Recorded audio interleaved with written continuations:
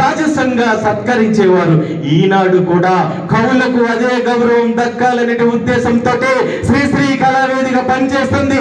ఒక కవిగా, ఒక విశిష్టమైనటువంటి వ్యక్తిగా, ఒక గౌరవప్రదమైనటువంటి వ్యక్తిగా మీరు మీ ఊరిలో అడుగు పెట్టినటువంటి క్షణం, మీరు మరొక ఊరిలో అడుగు పెట్టినటువంటి క్షణం వీణలా మీ అందరికీ స్వాగతం పలకాలి, పూల జల్లులు కురిపించాలి, సన్నాయి డప్పులతో ఊరేగించాలి, అవసరమైతే డీజేలతో అక్షరాల జయవేరి కురిపించాలి.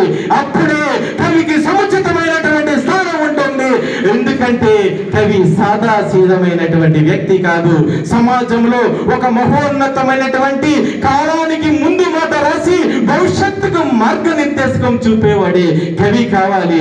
ఇవి అన్నీ కూడా మన అక్షరాలకు అమృతం పోసేటువంటి, మనకు లోకానికి వెలుగు జ్వాలలా వెలిగించేటువంటి వ్యక్తి కవి. కవిని గౌరవించడం అంటే కవిత్వాన్ని గౌరవించడం, కవిని గౌరవించడం అంటే భాషను, సంస్కృతిని, మనసును గౌరవించడం. అందుకే శ్రీశ్రీ కళావేదికలో ప్రతి కవికి కూడా గజమాలతో అలంకరించి, అక్షరమాలతో పల్లకిలో ఊరేగించి, జయధ్వానాలతో సత్కరించి ఒక సాహిత్యపు విప్లవ దీక్ష సన్నాయి డప్పులు మ్రోగుతుంటే అవి అక్షరాలకు ఇచ్చేటువంటి జయ ఘోషలుగా మనం భావించాలి. ఈ రోజుల్లో మన కవులకు అటువంటి గౌరవం కావాలి. అది శ్రీశ్రీ కళావేదిక ద్వారా మాత్రం సాధ్యం అవుతుంది.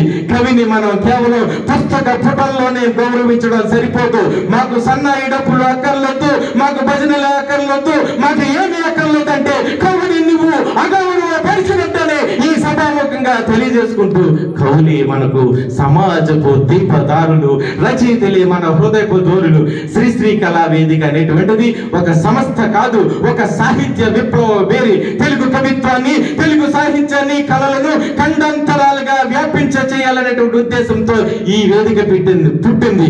అందుకే కువైట్ దేశంలో ఉన్నటువంటి రాజశేఖర్ గారి ఆధ్వర్యంలో కూడా మేము కువైట్ లో ఒక ప్రత్యేకమైనటువంటి కార్యక్రమాన్ని జబర్దస్త్ టీంతో కలిపి చేశామని ఈ సభాముఖంగా జ్ఞప్తికి తెచ్చుకుంటూ, ఇది కవులు, రచయితుల కుటుంబం.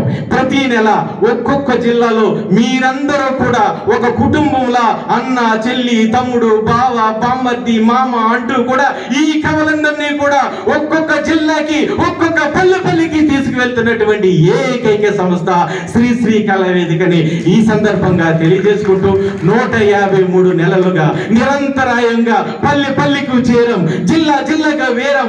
కవుల వద్దకే మేము వెళ్తున్నాం, కవుల వద్దకే, వాళ్ళ దగ్గరే మేము సత్కారాలు చేస్తున్నాం.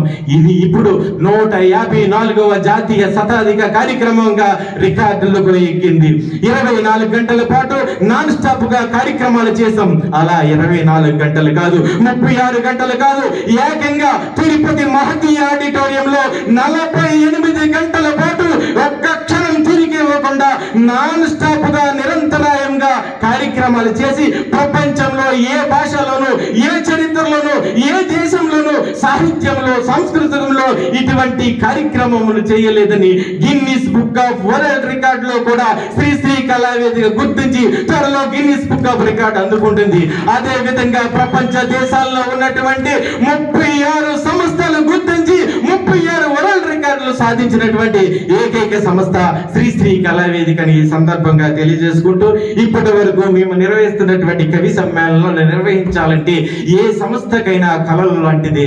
నక్క పులిని చూసి వాతలు పెట్టుకుంటుంది కానీ పులిలా మారదని ఈ సందర్భంగా తెలియజేసుకుంటూ, మాది కళ కాదు, మాదొక కర్తవ్యం, మాదొక బాధ్యత, మాది గర్వం కాదు, మాది ఒక ధర్మం.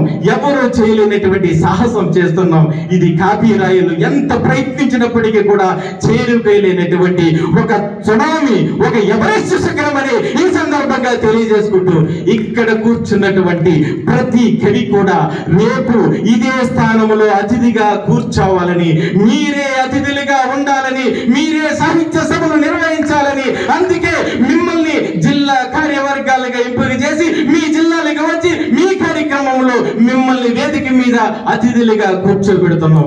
ఎప్పుడో నుంచో చదువుకున్నప్పుడు మనం నిక్కర్లు వేసుకున్నటువంటి సాహితీవేత్తలు ఎందరో ఉండవచ్చు. ఇప్పటికీ వాళ్ళేనా ఆ తరం నుంచి ఈ తరం వరకు మీరు కూడా ఎదగవలసినటువంటి బాధ్యత శ్రీశ్రీ కళావేదిక చేపట్టింది. మీ అందరికీ చేదోడు వాడుగా, మీ అందరికీ అండగా కొండగా నేను నిలుస్తానని ఈ సందర్భంగా తెలియజేసుకుంటూ, కనీసం పేరు లేనటువంటి నామపత్రం లేనటువంటి కవి కూడా రేపటి తరంలో ప్రధాన అతిథిగా కూర్చోబెట్టాలి. పల్లి గడ్డలో పుట్టినటువంటి పదాలు జాతీయ రాజధాని వెలుగుల్లో ప్రతిధ్వనించేలా చేసేలా మీ వేదిక ఉందంటే అది శ్రీశ్రీ కళా వేదిక.